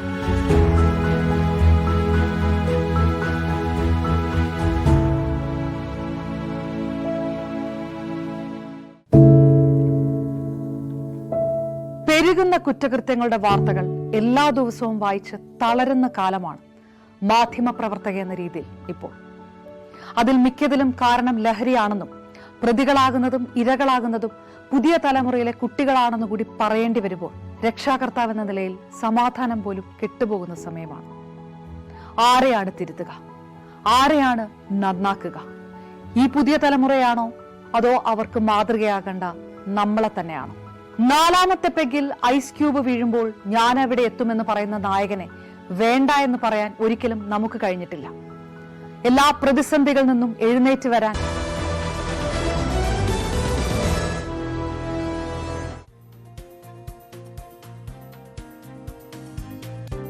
ഗാസയിൽ എന്ത് സംഭവിക്കും? ട്രംപ് മുന്നോട്ട് വെച്ച സമാധാന ഉടമ്പടി അംഗീകരിക്കപ്പെടുമോ? ഒരു സമാധാനത്തിലേക്ക് കാര്യങ്ങൾ നീങ്ങുമോ? വെടിനിർത്തൽ ഉണ്ടാകുമോ? തുടങ്ങിയ കാര്യങ്ങൾ ലോകം ഉറ്റുനോക്കുമ്പോഴാണ് ഇന്നലെ വലിയ പ്രകോപനം ഇസ്രയേലിന്റെ ഭാഗത്തു നിന്നും ഉണ്ടാകുന്നത്.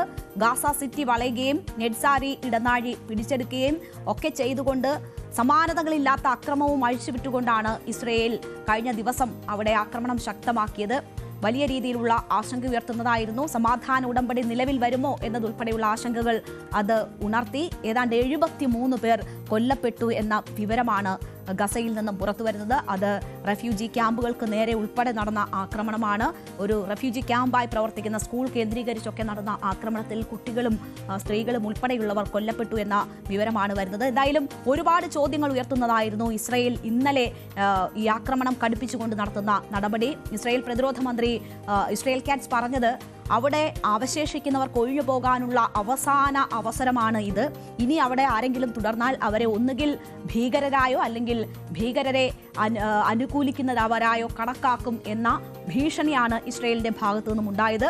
അപ്പോൾ സമാധാന ഉടമ്പടി വരാൻ അല്ലെങ്കിൽ അതിൽ അന്തിമ തീരുമാനം എന്താണ് എന്നത് ഹമാസ് അറിയിക്കാൻ ഇരിക്കുന്ന ആ ഘട്ടത്തിലും ആക്രമണം ശക്തമാക്കുകയായിരുന്നു. അത് ട്രംപിന്റെ കൂടി അറിവോടെയാണ് എന്നത് വ്യക്തമാണ്. കാരണം ഒരു വെടിനിർത്തൽ ഇല്ലാതെയാണ് സമാധാന ഉടമ്പടി മുന്നിലേക്ക് വെക്കുന്നത്. അതിന് 72 മണിക്കൂർ സമയമാണ് ഹമാസിന് ട്രംപ് അനുവദിച്ചിരിക്കുന്നത്. അതിനുള്ളിൽ തീരുമാനം പറയണം, അല്ലെങ്കിൽ തങ്ങൾ പണി തീർക്കും എന്ന സന്ദേശം ഇസ്രായേലിനൊപ്പം അമേരിക്ക കൂടി ചേർന്നുകൊണ്ട് എന്താണോ ഗാസയിൽ അവർ നടത്താൻ ഉദ്ദേശിച്ചിരുന്ന പ്ലാൻ അത് പൂർത്തിയാക്കും എന്ന സന്ദേശമാണ് ട്രംപ് നൽകിയിരുന്നത്. അതിന്റെ ആദ്യപടി അല്ലെങ്കിൽ ആ 72 മണിക്കൂർ സമയത്തിനുള്ളിൽ തന്നെ ട്രംപ് ഈ ഗാസയെ ഇല്ലാതാക്കാനുള്ള നടപടികൾ, അതാണ് തങ്ങളുടെ ലക്ഷ്യം എന്ന് വരുത്തുന്ന തരത്തിലുള്ള സൈനിക ഇടപെടലുകളാണ് അവിടെ ഇസ്രായേലിന്റെ ഭാഗത്തു നിന്നും ഉണ്ടായിക്കൊണ്ടിരുന്നത്. എന്തായാലും അന്ത്യശാസന സമയം അവസാനിക്കാൻ ഇനിയും മണിക്കൂറുകൾ ബാക്കിയുള്ളപ്പോൾ ഹമാസ് ഒരു പക്ഷേ ഈ സമാധാന ഉടമ്പടി അത് ഉപാധികളോടെ അംഗീകരിച്ചേക്കും എന്ന ചില വാർത്തകൾ അന്താരാഷ്ട്ര മാധ്യമങ്ങൾ റിപ്പോർട്ട് ചെയ്യുന്നുണ്ട്. ഹമാസിനുള്ളിൽ തന്നെ ഇതുമായി ബന്ധപ്പെട്ട് വ്യത്യസ്ത അഭിപ്രായങ്ങൾ നിലനിൽക്കുന്നു എന്നതാണ് മനസ്സിലാക്കാൻ കഴിയുന്നത്. ഗസയുടെ സമാധാനത്തിനായി ആയുധം അടിയറ വെച്ചുകൊണ്ട് ഈ ഉടമ്പടി അംഗീകരിക്കണം എന്ന് ആവശ്യപ്പെടുന്ന ഒരു വിഭാഗം ഹമാസിനുള്ളിൽ ഉണ്ട് എന്ന് പറയുന്നു. എന്നാൽ ഒരു തീവ്ര വിഭാഗം ഒരു തരത്തിലും അത്തരം നീക്കങ്ങൾക്ക് കീഴടങ്ങാൻ പാടില്ല, അത് തങ്ങളുടെ രാഷ്ട്രീയ അസ്തിത്വം തന്നെ ചോദ്യം ചെയ്യുന്നതാകും, അത് ഒരു തരത്തിലും ഈ ഉടമ്പടിയിൽ ഒപ്പുവെക്കാൻ പാടില്ല എന്ന നിലപാടെടുക്കുമ്പോൾ മറ്റൊരു വിഭാഗം ചില ഉപാധികളോടുകൂടി ഇതിൽ അംഗീകരിക്കുക എന്ന ഒരു സാധ്യത കൂടി ചർച്ച ചെയ്യുകയാണ്. എന്തായാലും അറബ് രാഷ്ട്രങ്ങളുമായി ബന്ധപ്പെട്ടുമൊക്കെ ഈ വിഷയത്തിൽ ഹമാസ് ആശയവിനിമയം നടത്തുന്നു എന്ന വിവരങ്ങളാണ് പുറത്തു വന്നുകൊണ്ടിരിക്കുന്നത്. ഈജിപ്തുമായും ടർക്കിയുമായും ഒപ്പം തന്നെ ഖത്തറുമായി ബന്ധപ്പെട്ട് അവിടുത്തെ ഒഫീഷ്യൽസുമായൊക്കെ ഹമാസ് ആശയവിനിമയങ്ങൾ നടത്തുന്നുണ്ട്. അറബ് രാഷ്ട്രങ്ങളുടെ സമ്മർദ്ദം ഈ ഉടമ്പടിയിൽ ഒപ്പിടുന്നതിന് ഹമാസിന് മുകളിലുണ്ട് എന്നതാണ് മനസ്സിലാക്കുന്നത്. മാത്രവുമല്ല, ഖത്തർ ഇപ്പോഴും അതിലൊരു പ്രധാന പങ്ക് വഹിക്കുന്നു. ഖത്തർ പ്രധാനമന്ത്രി ഈ ഉടമ്പടി അംഗീകരിച്ചുകൊണ്ട് അവിടെ സമാധാനം തിരിച്ചു വരണം എന്ന ആഗ്രഹം കഴിഞ്ഞ ദിവസങ്ങളിൽ മാധ്യമങ്ങളോട് പ്രകടിപ്പിച്ചിരുന്നതാണ്. ഇപ്പോഴും അദ്ദേഹം അതേ നിലപാടിൽ തുടരുന്നു എന്നതാണ് മനസ്സിലാകുന്നത്. 20 നിർദ്ദേശങ്ങളാണ് ട്രംപ് മുന്നോട്ട് വെച്ചിരുന്നത്. അതിൽ ഭേദഗതികളോടെ അത് അംഗീകരിക്കുക എന്ന ഒരു സാധ്യത ഇപ്പോൾ മുന്നിൽ വരുന്നു എന്നതാണ് മനസ്സിലാകുന്നത്. സൈന്യത്തിന്റെ പിൻവാങ്ങൽ, ഹമാസിന്റെ നിരായുധീകരണവും സുരക്ഷയും, ഗാസയുടെ പുനർനിർമ്മാണം ഇതടക്കമുള്ള കാര്യങ്ങളിൽ ചില ഉപാധികൾ ഹമാസ് മുന്നോട്ട് വെക്കുകയും ആ ഭേദഗതികളോടുകൂടി ഈ സമാധാന ഉടമ്പടി അംഗീകരിക്കുകയാണെങ്കിൽ പ്രശ്നപരിഹാരം ഉണ്ടാകും എന്ന തരത്തിലുള്ള സൂചനകൾ, അതിനുള്ള സാധ്യതകൾ അറബ് രാഷ്ട്രങ്ങളുടെ കൂടെ നേതൃത്വത്തിൽ നടക്കുന്നു എന്ന വിവരങ്ങളാണ് അന്താരാഷ്ട്ര മാധ്യമങ്ങൾ റിപ്പോർട്ട് ചെയ്യുന്നത്. പക്ഷേ ഇപ്പോഴത്തെ ഇസ്രയേലിന്റെയും ഒപ്പം തന്നെ ട്രംപിന്റെയും നീക്കം അനുസരിച്ച് ഏതെങ്കിലും തരത്തിലുള്ള ഒരു ഭേദഗതി ഇതിൽ ഉണ്ടാകാനുള്ള സാധ്യത ഇല്ല എന്ന് തന്നെ പറയാം. അല്ലെങ്കിൽ ഇസ്രയേൽ അതിന് വിധേയപ്പെടില്ല എന്ന ഒരു സാധ്യത തന്നെയാണ് നമുക്ക് മുന്നിൽ നിൽക്കുന്നത്. ഈ ദിവസങ്ങളിൽ പോലും, ഈ 72 മണിക്കൂർ അന്ത്യശാസനം നൽകുന്ന ദിവസങ്ങളിൽ പോലും ഇസ്രയേലിന്റെ ഭാഗത്തു നിന്നും ഉണ്ടാകുന്ന പ്രകോപനം അത് തന്നെയാണ് സൂചിപ്പിക്കുന്നത്. ഏറ്റവും ഒടുവിലുണ്ടായിട്ടുള്ള ഏറ്റവും വലിയ പ്രകോപനം എന്ന് പറയുന്നത് ഈ ഗാസ സിറ്റിയിൽ ആക്രമണം കടുപ്പിക്കുന്നതിനൊപ്പം തന്നെ ജനങ്ങൾ അവിടെ നിന്ന് ഉടൻ വിട്ടുപോകണം എന്ന് മുന്നറിയിപ്പ് നൽകുന്നു. ഒപ്പം തന്നെ ഗാസയിലേക്ക് സഹായവുമായി എത്തിയ കപ്പലുകൾ ഇസ്രയേൽ നാവികസേന തടഞ്ഞു വെക്കുന്നു എന്ന ഗുരുതരമായ ഒരു സാഹചര്യം കൂടി ഉടലെടുത്തിരിക്കുന്നു. സ്വീഡിഷ് പരിസ്ഥിതി പ്രവർത്തകയായ ഗ്രെറ്റ തെൻബർഗ് ഉൾപ്പെടെയുള്ളവരെ കസ്റ്റഡിയിലെടുക്കുക കൂടി ചെയ്തിരിക്കുന്നു. 37 രാജ്യങ്ങളിൽ നിന്നുള്ള 201 പേരാണ് മെഡിറ്ററേനിയൻ കടലിലൂടെ ഗസയിലേക്ക് നീങ്ങിയിരുന്നത്. ഇവരെയാണ് തടഞ്ഞിരിക്കുന്നത്. ഇത് വ്യാപക പ്രതിഷേധത്തിനിടയാക്കിയിരിക്കുകയാണ്. കാരണം ഗസയിൽ സമാധാനം വേണം, അവിടുത്തെ ജനങ്ങൾക്ക് അവിടെ തുടരാനാകണം. അവർക്ക് ഈ ജീവൻ നഷ്ടപ്പെടുന്ന, അവിടുത്തെ വംശഹത്യ എന്ന നിലയിലുള്ള ഈ ആക്രമണം അവസാനിപ്പിക്കണം. അതിനാണ് ലോകരാഷ്ട്രങ്ങൾ മുൻകൈയെടുക്കുന്നത്. അതിനുവേണ്ടിയുള്ള സമാധാന ഉടമ്പടി വരികയും അതിന് അനുവദിച്ചിരിക്കുന്ന സമയം പൂർണ്ണമാകുന്നതിന് മുൻപ് തന്നെ വ്യാപകമായ ആക്രമണങ്ങൾ ഉണ്ടാവുകയും അവിടേക്ക് സഹായവുമായി എത്തിയ കപ്പൽ തടയുകയാണ് എന്നത് കൂടി വന്നാൽ അത് വലിയ പ്രകോപനമാണ് ഇസ്രയേൽ സൃഷ്ടിച്ചിരിക്കുന്നതെന്ന് പറയാം. അതുകൊണ്ട് തന്നെ യൂറോപ്യൻ രാഷ്ട്രങ്ങളൊക്കെ ഇതിനെതിരെ രംഗത്ത് വരുന്ന വലിയ വിമർശനം ഇസ്രയേലിനെതിരെ ഉന്നയിക്കുന്ന ഒരു സാഹചര്യം കൂടിയാണ് നമ്മൾ നോക്കിക്കാണുന്നത്. അത്രമാത്രം വലിയ പ്രകോപനമാണ് ഈ ഗ്രെറ്റ തൻബർഗ് ഉൾപ്പെടെയുള്ളവർ സഞ്ചരിച്ച ഈ സഹായവുമായി എത്തിയ കപ്പൽ തടഞ്ഞ് അവരെ കസ്റ്റഡിയിലെടുത്ത ഇസ്രയേലിന്റെ നടപടി സൃഷ്ടിച്ചിരിക്കുന്നത്. വ്യാപക പ്രതിഷേധമുയർന്നു. അതിന്റെ ചില ദൃശ്യങ്ങൾ കൂടി നമുക്ക് കാണാം. Through the established channels. Please change hands.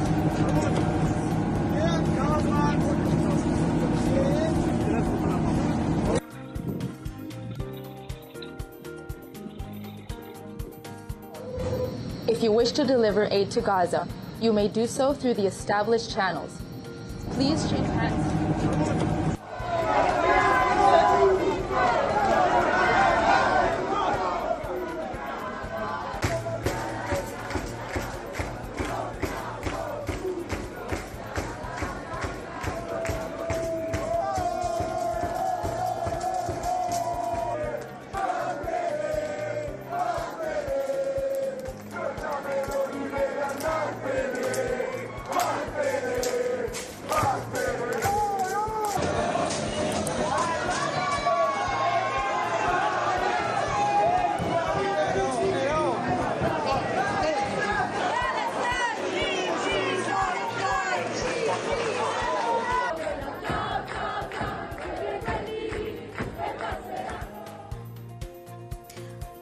Greta Thunberg ഉൾപ്പെടെ 201 പേർ സഞ്ചരിച്ച ഗസയിലേക്കുള്ള സഹായവുമായുള്ള കപ്പൽ തടഞ്ഞ ദൃശ്യങ്ങൾ, ഒപ്പം തന്നെ അതിനെതിരെ യൂറോപ്പിലും മറ്റും ഉയരുന്ന വ്യാപക പ്രതിഷേധവുമാണ് നമ്മൾ കണ്ടത്. അപ്പോൾ അവിടുത്തെ ജനങ്ങളെ ഇപ്പോഴും ബന്ദികളാക്കിയിരിക്കുന്നു. അവർക്ക് ഭക്ഷണം കിട്ടാതെ അവിടെ കുഞ്ഞുങ്ങൾ ഉൾപ്പെടെ പിടഞ്ഞു വീണ് മരിക്കുന്ന സാഹചര്യം അന്താരാഷ്ട്ര സമൂഹം എത്ര ഗൗരവത്തോടെയാണ് കണ്ടത് എന്ന് നമ്മൾ അറിയണം. ഒരു സമാധാനത്തിലേക്ക് എന്ന് കാര്യങ്ങൾ എത്തിക്കുന്നു, അല്ലെങ്കിൽ അങ്ങനെ ഒരു ഉടമ്പടിയിലേക്ക് കാര്യങ്ങൾ എത്തുന്നു എന്ന ഘട്ടത്തിൽ പോലും ആ സഹായം പോലും നിഷേധിക്കുന്ന മനുഷ്യത്വരഹിതമായ നടപടിയാണ് ഇസ്രയേലിന്റെ ഭാഗത്തു നിന്നും ഉണ്ടാകുന്നത്. ഇതാണ് വ്യാപക പ്രതിഷേധത്തിനിടയാക്കിയിരിക്കുന്നത്. ഒരു സമാധാനം എന്നത് ബെഞ്ചമിൻ നെതന്യാഹുവും ട്രംപും ആഗ്രഹിക്കുന്നില്ല എന്നത് വേണം ഈ നടപടികളിൽ നിന്നൊക്കെ മനസ്സിലാക്കാൻ. അന്ത്യശാസന സമയത്ത് പോലും ഗസയിൽ ഉൾപ്പെടെ സിറ്റി വളഞ്ഞുകൊണ്ട് നടത്തുന്ന ആക്രമണങ്ങൾ അവിടുത്തെ ജനങ്ങളെ ഭീകരരായി ഇനി കണക്കാക്കും, അവിടെ നിന്ന് പോയില്ലെങ്കിൽ എന്ന് പറഞ്ഞ് നടത്തുന്ന ഭീഷണി എല്ലാം വ്യാപകമായി ഈ യുദ്ധം നീട്ടാനും അത് ഗാസ മുഴുവനായും പിടിച്ചടക്കാനുമുള്ള ഇസ്രയേലിന്റെ തന്ത്രപ്പാടായി മാത്രമേ നമുക്ക് കാണാൻ കഴിയുകയുള്ളൂ. അവർ സമാധാനം ആഗ്രഹിക്കുന്നില്ല. ഈ ശ്രമങ്ങളിലൂടെയും അവർ ആക്രമണം വർദ്ധിപ്പിച്ചുകൊണ്ടിരിക്കുകയാണ്. സഹായം പോലും നൽകാതെ, മനുഷ്യർക്ക് ഭക്ഷണം പോലും എത്തിക്കാൻ അനുവദിക്കാതെയുള്ള മനുഷ്യത്വരഹിതമായ ഇടപെടലുകളാണ് ഇസ്രയേലിന്റെ ഭാഗത്ത് നിന്ന് ഈ നിമിഷവും ഉണ്ടായിക്കൊണ്ടിരിക്കുന്നത്. അപ്പോൾ പോലും അറബ് രാഷ്ട്രങ്ങൾ സംയമനം പാലിക്കുകയാണ്. ഏത് വിധേനയും അവിടെ ഒരു വെടിനിർത്തൽ കരാറിലേക്ക് കാര്യങ്ങൾ എത്തിക്കാനുള്ള സമ്മർദ്ദം അറബ് മുസ്ലിം രാഷ്ട്രങ്ങളുടെ ഭാഗത്ത് നിന്ന് ഇപ്പോഴും തുടരുന്നു എന്നതാണ് മനസ്സിലാകുന്നത്. എന്തായാലും കാത്തിരുന്ന് തന്നെ കാണണം ട്രംപിന്റെയും നെതന്യാഹുവിന്റെയും ഇനിയുള്ള പദ്ധതികൾ എന്താണ് എന്നറിയാം.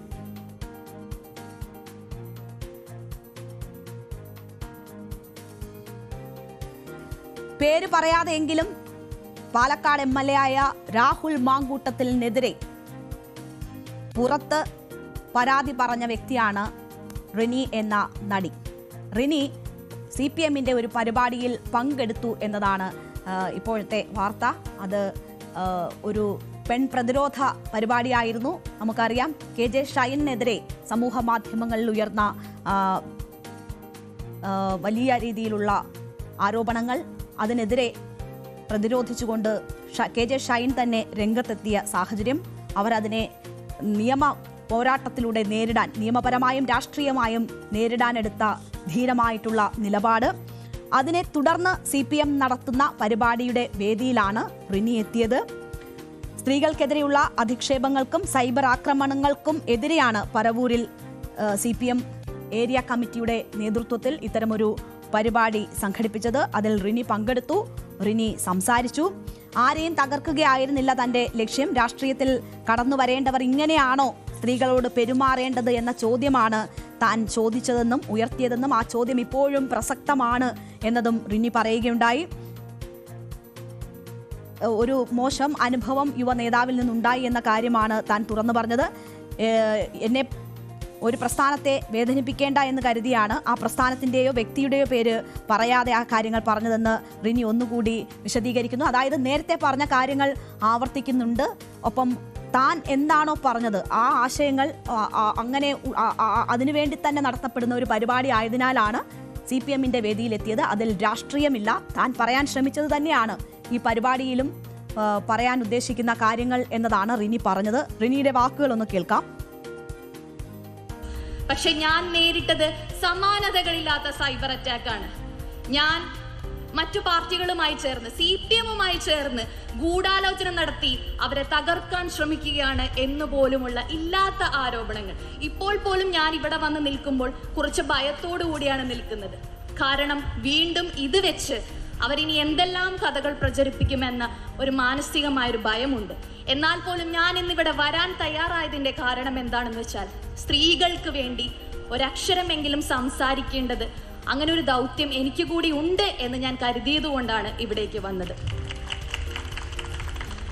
എൻ്റെ അവസ്ഥ ഞാൻ നിങ്ങളോട് പറഞ്ഞു. ഇത്രയും പ്രശ്നങ്ങൾ ഞാൻ നേരിടുമ്പോൾ കൂടുതൽ തീവ്രമായ പ്രശ്നങ്ങൾ നേരിട്ട പെൺകുട്ടികളുടെ അവസ്ഥ എന്തായിരിക്കും എന്നൊന്ന് ചിന്തിച്ചു നോക്കുക. അവർക്ക് ഈ പൊതുസമൂഹത്തോട് വന്ന് ഇങ്ങനെ ഒരു പ്രശ്നം ഉണ്ടായി എന്ന് പറയാൻ പറ്റുമോ? ഇത്തരം ഇൻഫ്ലുവൻഷ്യൽ ആയിട്ടുള്ള ആളുകൾ അവരെ ഏതെല്ലാം വിധത്തിൽ ഭീഷണിപ്പെടുത്തും, ഏതെല്ലാം വിധത്തിൽ നശിപ്പിക്കാൻ ശ്രമിക്കും, അവരെ കൊല്ലാൻ പോലും ശ്രമിക്കുമോ എന്ന ഭയമാണ്.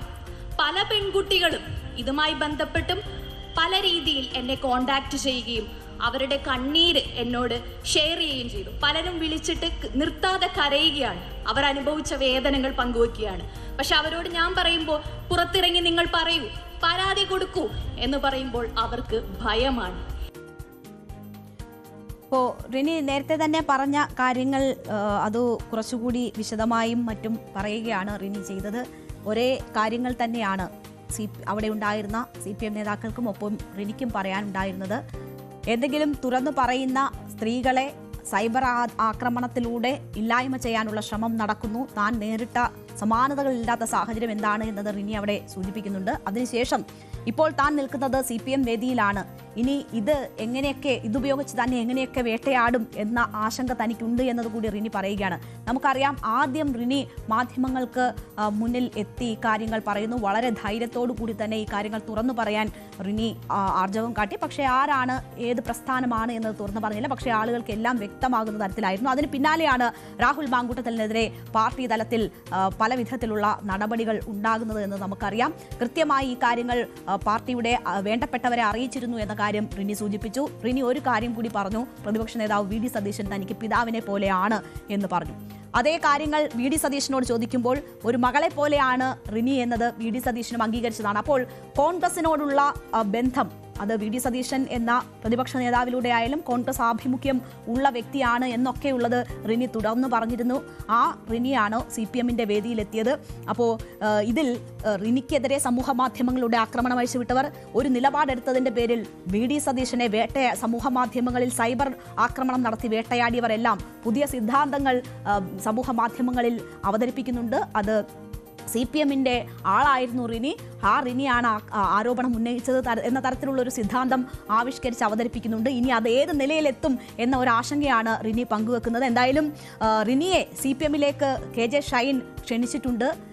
സ്ത്രീകളെ സ്മാർത്ത വിചാരണ ചെയ്യുന്നവരാണ് താങ്കൾ വിശ്വസിച്ചിരുന്ന പ്രസ്ഥാനം. അതുകൊണ്ട് തന്നെ അവിടെ നിന്ന് തങ്ങളുടെ അടുത്തേക്ക് എത്തൂ, എപ്പോഴാണ് അതിന് സജ്ജമാകുന്നത് മനസ്സ്, ആ സമയത്ത് എത്തൂ എന്ന ഒരു സന്ദേശമാണ് KJ ഷൈൻ റിനിക്ക് നൽകിയത്. ഷൈൻ്റെ വാക്കുകൾ കൂടി കേൾക്കാം. എന്റെ പ്രസ്ഥാനം എന്റെ കൂടെ നിന്നുകൊണ്ട് ഇത്തരത്തിലുള്ള പരിപാടികൾ സംഘടിപ്പിച്ച് പെണ്ണുങ്ങൾക്ക് കരുത്തായി ഒരു പറ്റം ആളുകൾ നമ്മുടെ കൂടെയുണ്ട് എന്ന് വിളിച്ചോതുന്ന ഈ പരിപാടിക്ക് എല്ലാവിധത്തിലുള്ള അഭിവാദ്യങ്ങളും നേരുന്നു. അതോടൊപ്പം തന്നെ റിനിയെ കൂടി സ്വാഗതം ചെയ്യുകയാണ്. റിനിയെ പോലുള്ള സ്ത്രീകൾ ഞങ്ങളോടൊപ്പം ചേരണം, ഈ പ്രസ്ഥാനത്തോടൊപ്പം ചേരണം എന്ന് ആഗ്രഹം പ്രകടിപ്പിച്ചുകൊണ്ട് റിനിക്ക് സ്വതന്ത്രമായി തീരുമാനമെടുക്കാട്ടോ. എങ്കിലും തിരിച്ചറിവുണ്ടാകുന്ന സമയം ഞങ്ങൾ ഹൃദയപൂർവ്വം സ്വാഗതം ചെയ്യുന്നു എന്ന് പറഞ്ഞുകൊണ്ട് എന്റെ വാക്കുകൾ ഉപസംഹരിക്കുന്നു. തിരിച്ചറിവുണ്ടാകുന്ന സമയം CPM-ലേക്ക് എത്താം എന്നതാണ് KJ ഷൈൻ പറയുന്നത്. റിനിക്ക് ഏത് രാഷ്ട്രീയ പ്രസ്ഥാനത്തിനൊപ്പം നിൽക്കാനും പ്രവർത്തിക്കാനും ഒക്കെയുള്ള സ്വാതന്ത്ര്യം നമ്മുടെ ഭരണഘടന നൽകുന്നുണ്ട്. റിനി പറഞ്ഞ കാര്യത്തിന്റെ പ്രസക്തി അവർ ഏതെങ്കിലും രാഷ്ട്രീയ പാർട്ടിക്കൊപ്പം നിന്നാൽ തീരുന്നതല്ല. റിനി പറഞ്ഞ കാര്യങ്ങൾ ആരും തന്നെ നിഷേധിച്ചിട്ടില്ല എന്ന് നമ്മൾ അറിയണം. അപ്പോൾ റിനി ഏത് പാർട്ടിക്കൊപ്പമെന്നോ ഏത് വേദിയിലെത്തുന്നു എന്നതോ അല്ല റിനി പറഞ്ഞ കാര്യത്തിന്റെ പ്രസക്തി തീരുമാനിക്കുന്നത്. ആ സംഭവം നടന്നിട്ടുണ്ടോ ഇല്ലയോ എന്നതാണ്. അങ്ങനെ ഒരു മോശം അനുഭവം ഉണ്ടായിട്ടുണ്ട് എന്ന് പറഞ്ഞതുകൊണ്ട് റിനിക്ക് CPM-ന്റെ പരിപാടിയിൽ പങ്കെടുത്തുകൂടാ എന്നില്ല. അവർക്ക് അതിനുള്ള സ്വാതന്ത്ര്യമുണ്ട്. അത് അങ്ങനെ ഒരു പരിപാടിയിൽ പങ്കെടുത്തു എന്നതുകൊണ്ട് റിനി പറഞ്ഞതിന്റെ ഒരു പ്രസക്തിയും നശിക്കുന്നില്ല. അത് ഏതെങ്കിലും തരത്തിൽ തങ്ങൾക്കൊരു പിടിവള്ളിയാകുമോ എന്നത് കണ്ട് സൈബർ ഇടങ്ങളിൽ മറ്റ് ഗൂഢാലോചനകൾ ആലോചിക്കുന്നവർ അറിയാനാണ്. അതൊന്നും കേരള സമൂഹം വിശ്വസിക്കാൻ പോകുന്നില്ല.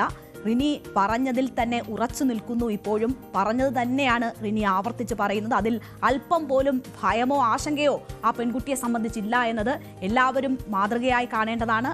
ഇത്രയും സൈബർ ഇടങ്ങളിൽ ആക്രമിക്കപ്പെട്ടിട്ടും ധൈര്യപൂർവ്വം നിൽക്കാൻ, അതിനെ നേരിടാൻ ആ പെൺകുട്ടി കാണിക്കുന്ന ചങ്കൂറ്റം എന്ന് പറയുന്നത് അതൊരു മാതൃക തന്നെയാണ്. പറയാതെ വയ്യ അക്കാര്യം.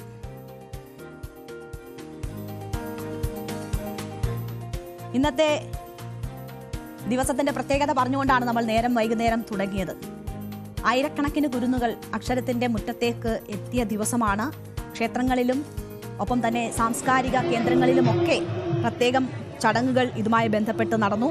ആയിരക്കണക്കിന് കുരുന്നുകളാണ് വിദ്യാരംഭം കുറിച്ചത്. തിരുവനന്തപുരത്ത് ഐരാണിമുട്ടത്തും പൂജപ്പുര സരസ്വതി മണ്ഡപത്തിലും, കോട്ടയം പനച്ചിക്കാട് ക്ഷേത്രം, തൃശൂരിൽ തിരുവള്ളുകാവ് ക്ഷേത്രം, തിരൂർ തുഞ്ചൻ പറമ്പ് അടക്കം എഴുത്തിനിരുത്തൽ കേന്ദ്രങ്ങളിൽ വലിയ തിരക്ക് അനുഭവപ്പെട്ടു. കൊല്ലൂർ മൂകാംബിക ക്ഷേത്രത്തിൽ നിരവധി കുരുന്നുകളാണ് ആദ്യാക്ഷരം എഴുതിയത്. വിജയദശമി ദിനത്തിൽ ദർശനത്തിനായി മലയാളികൾ ഉൾപ്പെടെ ഭക്തരുടെ പ്രവാഹമായിരുന്നു കൊല്ലൂരിലേക്ക്.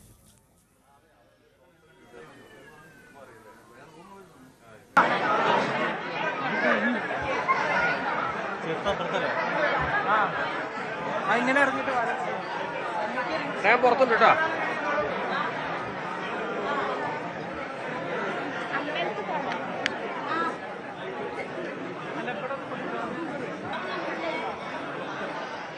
ഫോട്ടോയായിട്ട് നീ ഒന്നും ഒരു കണക്കില്ലല്ലോ.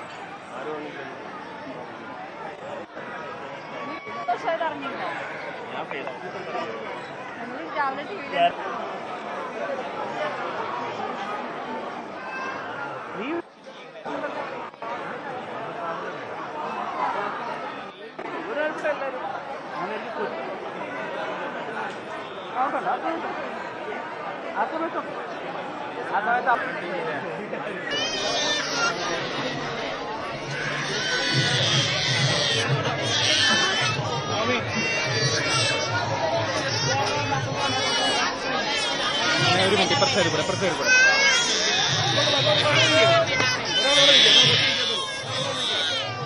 അപ്പം എന്തായാലും ഇതുപോലെ വലിയ കരച്ചിലും ഒക്കെ കണ്ടു. അല്ലാണ്ട് കരയാണ്ട് തന്നെ വിദ്യാരംഭം കുറിച്ച കുരുന്നുകളെയും ഒക്കെ നമ്മൾ കണ്ടതാണ്. എന്തായാലും ആയിരക്കണക്കിന് കുരുന്നുകളാണ് ആദ്യാക്ഷരം കുറിച്ചത്. തിരൂർ തുഞ്ചൻ പറമ്പിൽ 2612 കുരുന്നുകൾ ഇന്ന് എഴുത്തിനിരുത്തി. സരസ്വതി മണ്ഡപത്തിൽ സാഹിത്യകാരൻ കൃഷ്ണശില മണ്ഡപത്തിൽ പാരമ്പര്യ എഴുത്താശാന്മാർ തുടങ്ങിയവർ കുഞ്ഞുങ്ങൾക്ക് ആദ്യാക്ഷരം കുറിച്ചു. തുഞ്ചൻ പറമ്പിലെ കാര്യം നോക്കിയാൽ MDയുടെ വിയോഗത്തിന് ശേഷമുള്ള ആദ്യ വിദ്യാരംഭമാണ്. MDയുടെ വിയോഗമാണ് അവിടെ നിഴലിച്ചത് എന്ന് നമുക്ക് പറയാം. പ്രതിപക്ഷ നേതാവ് ഒപ്പം തന്നെ മന്ത്രിമാർ എന്നിവരും എഴുത്തിനിരുത്തൽ ചടങ്ങുകൾ നടത്തി. അതിൻ്റെ ദൃശ്യങ്ങൾ കൂടി കണ്ട് നമുക്ക് തിരിച്ചെത്താം.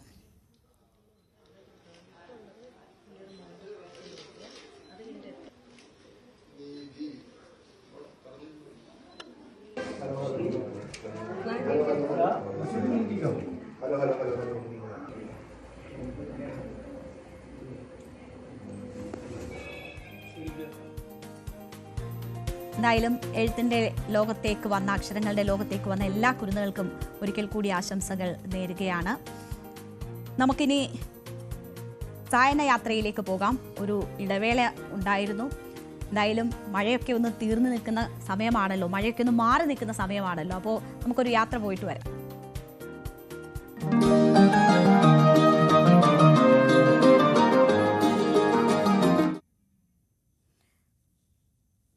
ഇടുക്കിയിലേറെ പ്രശസ്തമായിട്ടുള്ള അല്ലെങ്കിൽ കുറെ കൂടി പ്രശസ്തമാകാനിരിക്കുന്ന ഏറെ പ്രത്യേകതകളുള്ള ഒരു മൈക്രോവേവ് വ്യൂ പോയിന്റിലേക്കാണ് നമ്മൾ പോകുന്നത്. അവിടെ നിന്നുള്ള കാഴ്ചകൾ കാണാം. ഇടുക്കിയിലെ വിനോദസഞ്ചാര കേന്ദ്രങ്ങളെല്ലാം ഏറെ മനോഹരമാണ്. പുൽമേടുകളും മൊട്ടക്കുന്നുകളും ഉൾപ്പെടെ വെള്ളച്ചാട്ടങ്ങളുമെല്ലാം ഇടുക്കിയുടെ ഒരു വലിയ പ്രകൃതി സമ്പത്താണ്. അത്തരത്തിലൊരു പ്രകൃതി മനോഹരമായ ഒരു പ്രദേശത്താണ് നമ്മളിപ്പോഴുള്ളത്.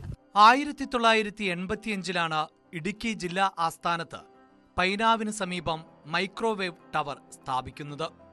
ഇടുക്കിയിലെ വാർത്താവിനിമയ രംഗത്ത് വലിയ വഴിത്തിരിവുണ്ടാക്കിയ ടവർ സ്ഥാപിതമായതോടെ ഈ പുൽമേടുകൾക്ക് മുകളിൽ ആളനക്കമുണ്ടായി. മൊട്ടക്കുന്നുകളും പുൽമേടുകളെ തഴുകി കടന്നുപോകുന്ന ഇളങ്കാറ്റും ഈ പ്രദേശത്തിന് ദൃശ്യഭംഗി നൽകിയതോടെ സന്ദർശകർ ധാരാളമായി വന്നു തുടങ്ങി. അങ്ങനെയാണ് ഇവിടം മൈക്രോവേവ് വ്യൂ പോയിന്റായി മാറിയത്. മൈക്രോവേവ് ടവറിന് സമീപത്ത് മലമുകളിൽ എത്തിയാൽ പിന്നീടുള്ള കാഴ്ചകൾ ഒന്ന് വേറെ തന്നെയാണ്. ഒരു ഭാഗത്ത് ഇടുക്കി വന്യജീവി സങ്കേതം, മറുഭാഗത്ത് ഇടുക്കി ജലാശയവും വാഴത്തോപ്പിന്റെയും ചെറുതോണിയുടെയും കാർഷിക ജനവാസ മേഖലകളുമാണ്.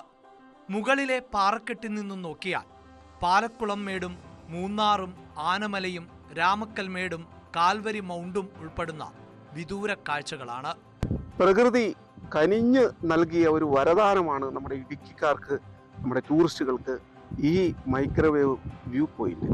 ഇത് കുറച്ചും കൂടെ ഒരു സുരക്ഷാ വേലികളും ഒക്കെ നിർമ്മിച്ചുകൊണ്ടും കുറച്ച് കാര്യങ്ങളും ഒക്കെ ഒരു ഡസ്റ്റ്ബിന്നും ഒക്കെ വെച്ചുകൊണ്ടും ഒക്കെ നമുക്ക് ഒരു നിയന്ത്രണത്തോടു കൂടി ഇത് ഒന്നുകൂടി നമുക്ക് ഡെവലപ്പ് ചെയ്താൽ ധാരാളം സഞ്ചാരികൾ വരും. അതുപോലെ ഏത് സമയത്തും കോടമഞ്ഞാണ്, ഏത് സമയത്തും കാലാവസ്ഥകൾ മാറി മറിയുന്ന ഒരു അപൂർവമായ ഒരു ഭാഗ്യം ഉള്ള സ്ഥലം കൂടിയാണ്. മനസ്സിനും ശരീരത്തിനും കുളിർമ പകരുന്ന പ്രത്യേക കാലാവസ്ഥയാണ് മൈക്രോവേവ് വ്യൂ പോയിന്റിന്റെ പ്രത്യേകത.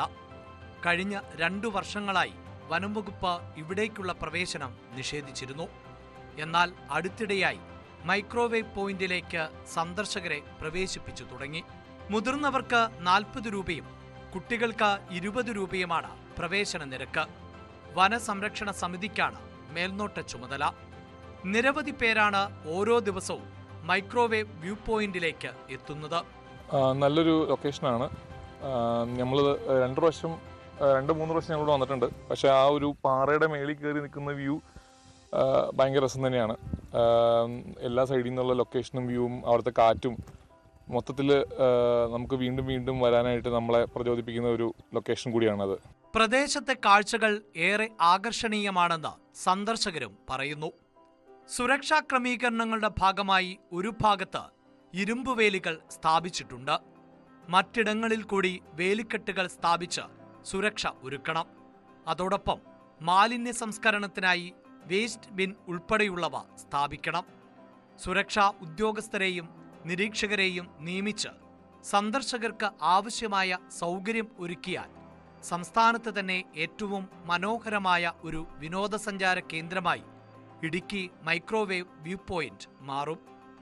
ജില്ലാ ടൂറിസം പ്രൊമോഷൻ കൗൺസിലിന്റെയും ഇക്കോ ടൂറിസം അധികൃതരുടെയും ശ്രദ്ധയാണ് ഇവിടേക്ക് ഉണ്ടാകേണ്ടത്.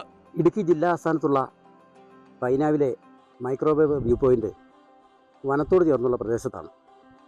പുൽമേടുകളും പാറക്കെട്ടുകളും മൊട്ടക്കുന്നുകളും ഒക്കെ ഉണ്ട്. അതോടൊപ്പം തന്നെ വനാതിർത്തി ആയതുകൊണ്ട് തന്നെ വന്യമൃഗങ്ങളുടെ സാന്നിധ്യവും ഇവിടെയുണ്ട്. അതുകൊണ്ട് തന്നെ ഏറെ സുരക്ഷാ ക്രമീകരണങ്ങൾ കൂടി ഇവിടെ ഉൾപ്പെടുത്തണം. ഇടുക്കിയിൽ നിന്നും VK സ്റ്റാലിൻ, ന്യൂസ് 8. കാണാൻ നല്ല ഭംഗിയുള്ള സ്ഥലമായിരിക്കുമ്പോഴും ഒപ്പം അഡ്വഞ്ചറസ് ആയിട്ടുള്ള യാത്രയൊക്കെ ആഗ്രഹിക്കുന്നവർക്കാണ് ഇപ്പോൾ പോകാൻ സൗകര്യമെന്ന് തോന്നുന്നു. അവിടെ കുറച്ചുകൂടി സൗകര്യങ്ങൾ ഉറപ്പുവരുത്തേണ്ടതിൻ്റെ ഒരു പ്രാധാന്യം കൂടി നമ്മൾ പറയുന്നു. അത് പ്രേക്ഷകരുടെ കൂടി ശ്രദ്ധയിൽ വേണം. നിങ്ങൾ പോവുകയാണെങ്കിലും കൈവരികളില്ലാത്ത ഇടങ്ങളും ഒപ്പം തന്നെ വന്യജീവി ഇറങ്ങാൻ സാധ്യതയുള്ള ഇടങ്ങളും എന്നൊക്കെ പറയുന്ന കാര്യം നിങ്ങളുടെ മനസ്സിൽ കൂടി വേണം. എന്തായാലും ഒരുപാട് ടൂറിസം സാധ്യതകൾ ഉള്ള ഒരു പ്രദേശമാണ് ഇന്ന് നമ്മൾ പരിചയപ്പെട്ടിരിക്കുന്നത്. പ്രേക്ഷകർക്ക് ഉപകാരപ്പെടും എന്ന് കരുതുന്നു മൈക്രോവേവ് വ്യൂ പോയിന്റ്. എന്തായാലും ഈ റിപ്പോർട്ടോട് കൂടി നമ്മളുടെ ഇന്നത്തെ സമയം ഇവിടെ അവസാനിക്കുകയാണ്. ഇനി നാളെ കാണാം. ഇടവേളയ്ക്ക് ശേഷം ലൈവ് at 6 കാണാം.